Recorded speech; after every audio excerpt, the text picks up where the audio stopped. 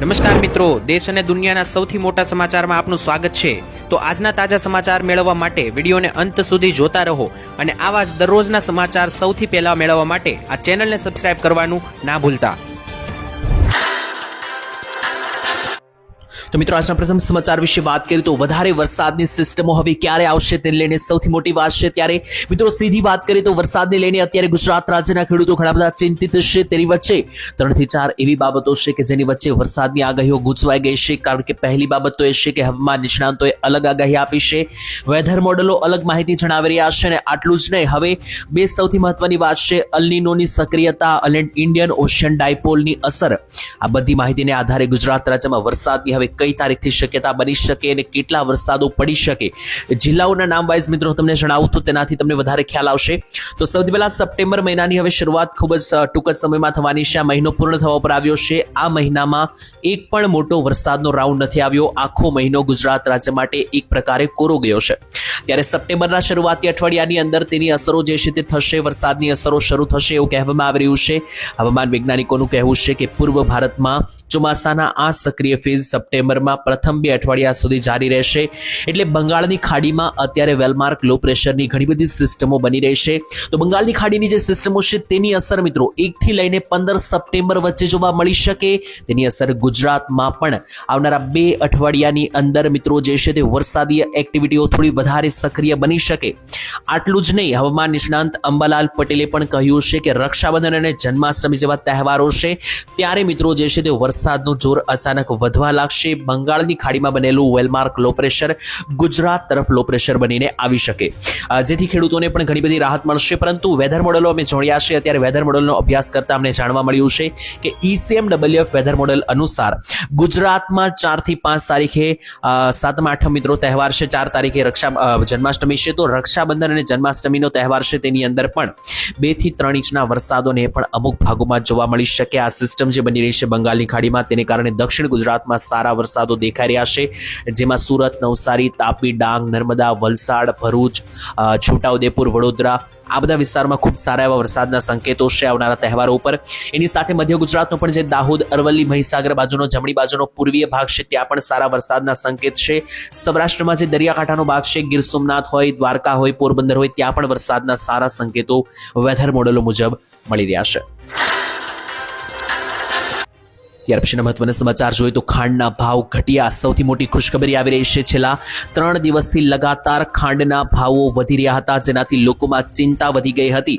કારણ કે અચાનક ખાંડના ભાવ 45 રૂપિયાથી મિત્રો સીધા 75 પહોંચતા લોકોના મનમાં એક ચિંતા હતી કે શું ખાંડ 100 રૂપિયાએ પહોંચી જશે?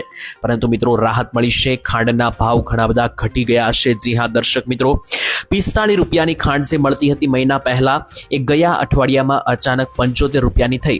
આનાથી મિત્રો ઘણા બધા લોકોએ જે છે તે ખાસ કરીને કહ્યું કે આનું કારણ E20 પેટ્રોલ હોઈ શકે, પરંતુ મિત્રો એ તો આપણે સ્પષ્ટતા એના ઉપર ના કરી શકીએ, કારણ કે એ હજુ મિત્રો જે છે તે સ્પષ્ટ કારણ સામે નથી આવ્યું કે ખાંડના ભાવ શા માટે વધ્યા। મોટાભાગે એ કારણ હોઈ શકે કે અત્યારે યુદ્ધની જે પરિસ્થિતિ બની તેને કારણે ઇમ્પોર્ટ એક્સપોર્ટમાં વધારે ચાર્જીસ લાગતા હોઈ શકે। એ બધી વાત મિત્રો છોડી દો, અત્યારે ખુશખબર આવી રહી છે, કારણ કે જે ખાંડના ભાવ 75-70 પહોંચી ગયા હતા તેમાં ફરી એકવાર ઘટાડો થયો છે। મોંઘવારીથી પરેશાન લોકો માટે ખાંડના ભાવને લઈને રાહતના સમાચાર આવી રહ્યા છે। છેલ્લા 2 દિવસમાં હોલસેલ બજારમાં ખાંડના ભાવમાં પ્રતિ કિલો 10 થી 15 રૂપિયાનો ઘટાડો જોવા મળ્યો છે। જે ખાંડ અગાઉ 45ની હતી અને પછી 75 ગઈ હતી તે અત્યારે ફરીથી 55 રૂપિયાની આસપાસ આવી ગઈ છે। એટલે ખાંડના ભાવ ફરી એકવાર ઘટ્યા છે અને ફરી એકવાર મિત્રો ખાંડ જે છે તે 55 થી 60 રૂપિયાની વચ્ચે હાલ આજે આવી। ત્યારબાદ જોઈએ તો ખેડૂતની આ સ્થિતિ જોઈને તમારું હૈયું કાપી ઉઠશે તેવા દ્રશ્યો સામે આવ્યા છે। કારણ કે મિત્રો મેં તમને જણાવ્યું એ રીતે આ આખો મહિનો સૂકો રહ્યો છે અને આજે ઓગસ્ટ મહિનો ગયો જે આખો સૂકો રહ્યો।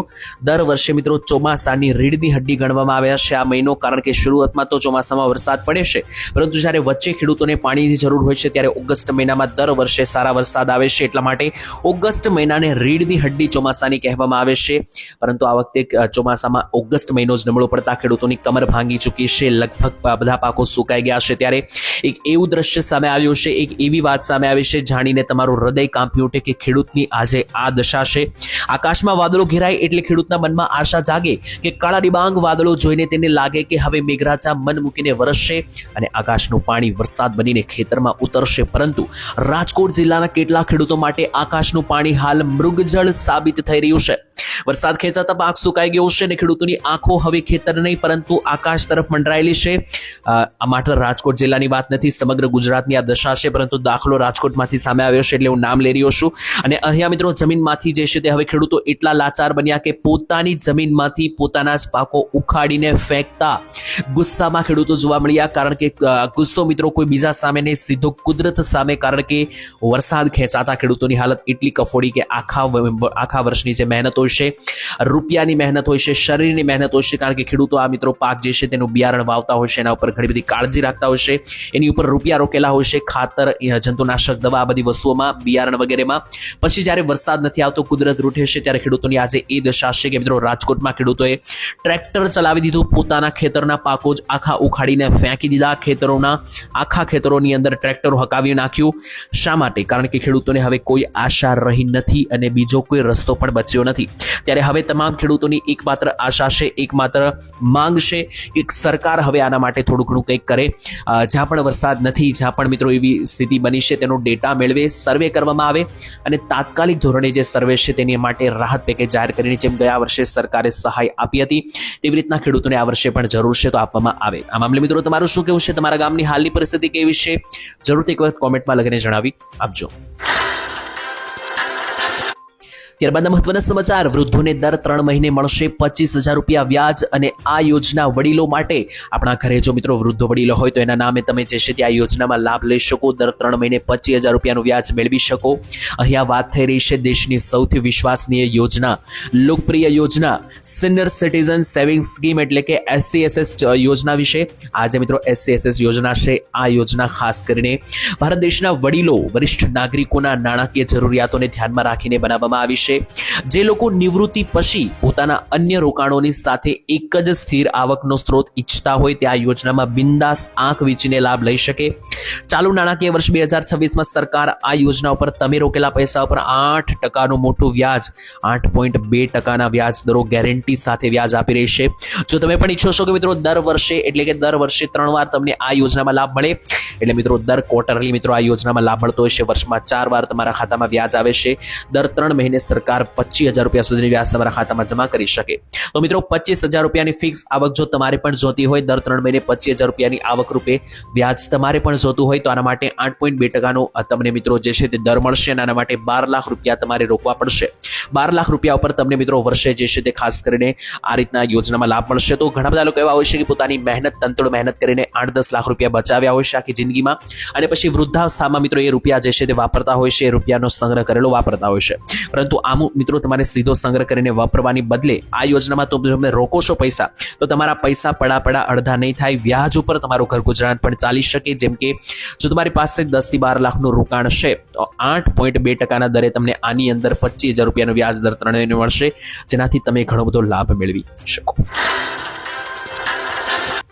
ત્યાર પછી જોઈએ તો એક સાથે 4 વાવાઝોડા સક્રિય થતા જે છે તે મિત્રો પેસિફિક મહાસાગર બન્યું ખૂબ જ મિત્રો તાંડવનું મેદાન. ત્યારે એક સાથે મિત્રો 4 શક્તિશાળી વાવાઝોડા સક્રિય થઈ ચૂક્યા છે. સૌથી મોટા સમાચાર, પ્રશાંત મહાસાગર એટલે પેસિફિક મહાસાગરમાં એક સાથે 4 નામવાળા વાવાઝોડા સક્રિય થયા છે. અને આ મિત્રો ઓગસ્ટ મહિનામાં 8 વર્ષ પછી એવું થયું છે કે એક સાથે 4 વાવાઝોડા એક સાથે બન્યા હોય. 8 વર્ષનો રેકોર્ડ તોડ્યો છે. ત્યારે આ યોજના, આ જે મિત્રો વાવાઝોડા છે તેમાં કયા નામ સામે આવ્યા છે? તો પહેલું વાવાઝોડું છે સોડેલ વાવાઝોડું, બીજું વાવાઝોડું જે છે તે મિત્રો છે ગૈનારી વાવાઝોડું, ત્રીજું છે નારા વાવાઝોડું અને ચોથું છે મિત્રો અત્સાની ઉત્તર તરફ આવી રહ્યું વાવાઝોડું. તો 4 વાવાઝોડા છે. નામ થોડા અટપટા છે, આપણે નામ સાથે કંઈ લેવા દેવા નથી. આપણે લેવા દેવા છે આ વાવાઝોડાની દિશા સાથે, શક્તિ સાથે અને ગુજરાત ભારતને અસર કરશે કે નહીં. જો મિત્રો આ વાવાઝોડું જે છે તેમની દિશા અને શક્તિ અલગ બાજુ હોવાથી ગુજરાત કે ભારતને કોઈ અસર નથી, કોઈ ખતરો નથી, પરંતુ નુકસાની જરૂર છે. જી હા, કઈ રીતે? તો મિત્રો આ જે વાવાઝોડા બન્યા છે પેસિફિક મહાસાગરમાં એ મિત્રો ભારત કે બંગાળની ખાડી કે ગુજરાતમાં પહોંચવાના જ નથી, એટલે અહીંયા કોઈ અસર થવાની નથી. પરંતુ જ્યાં મિત્રો આ વાવાઝોડા તાંડવ મચાવી રહ્યા છે ચાઇના બોર્ડર પાસે, ત્યાં મિત્રો આ વાવાઝોડા બંગાળની ખાડી અને ભારત ઉપર પણ જે સિસ્ટમ છે એને પણ ખેંચી રહ્યા છે. એટલે ભારતમાં જે વરસાદની સિસ્ટમ છે ત્યાં સમુદ્રી મિત્રો એ સિસ્ટમો વાવાઝોડા પોતાની તરફ ખેંચી રહ્યા છે. તો આ એક રીતે એક નુકસાન થઈ શકે કે ગુજરાત ભારતમાં જે વરસાદની સિસ્ટમો સક્રિય થઈ છે થોડી ઘણી, એ પણ આ વાવાઝોડા લઈ જઈ શકે. ત્યાર પછી જોઈએ તો 500 નવા જનરક્ષક વાહનો જે છે તે શરૂ કરવામાં આવ્યા છે. ગૃહ મંત્રાલય તરફથી મોટી જાહેરાત, ગૃહમંત્રી હર્ષભાઈ સંઘવીનું મોટું એલાન.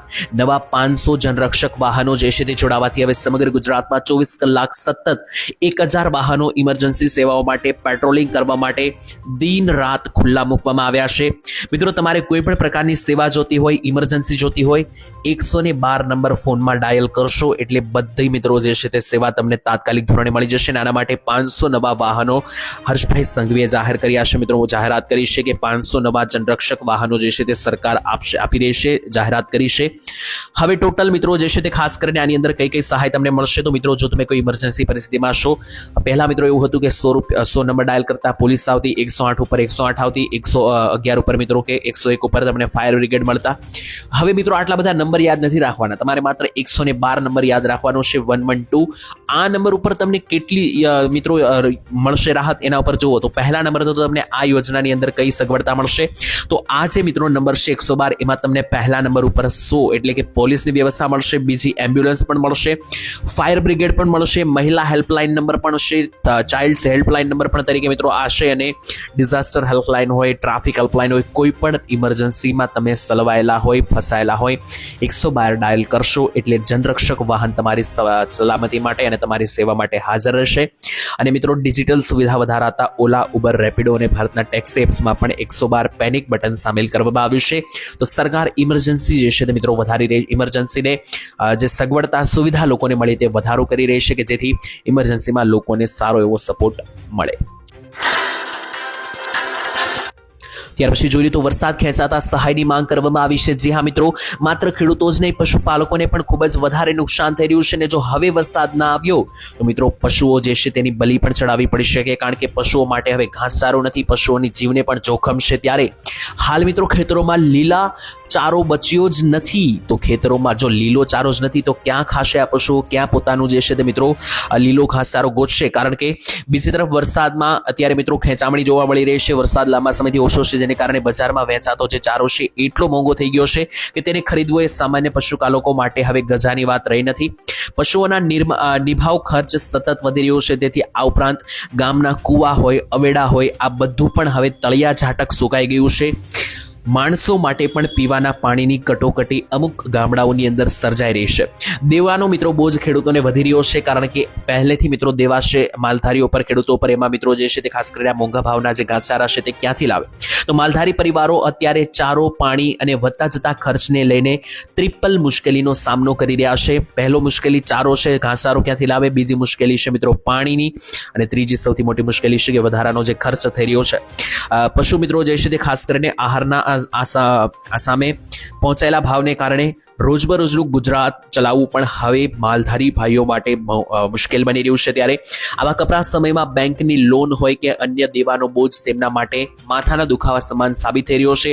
જે મિત્રો હજુ પણ વરસાદ નહીં આવે તો સ્થિતિ સાવ હાથમાંથી નીકળી જવાનો ડર છે. એટલા માટે હવે માલધારી સમાજ, પશુપાલકો અને મિત્રો જે છે તે ખાસ કરીને ખેડૂતો છે, બધા હવે સરકાર પાસે માગણી કરી રહ્યા છે કે આની અંદર કંઈક કરવામાં આવે.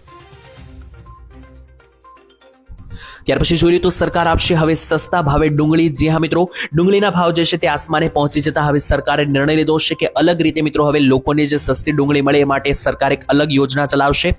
સરકારનો મિત્રો મોટો નિર્ણય, હવે 35 રૂપિયાની કિલો જે છે તે ડુંગળી આપવામાં આવશે બજારમાં.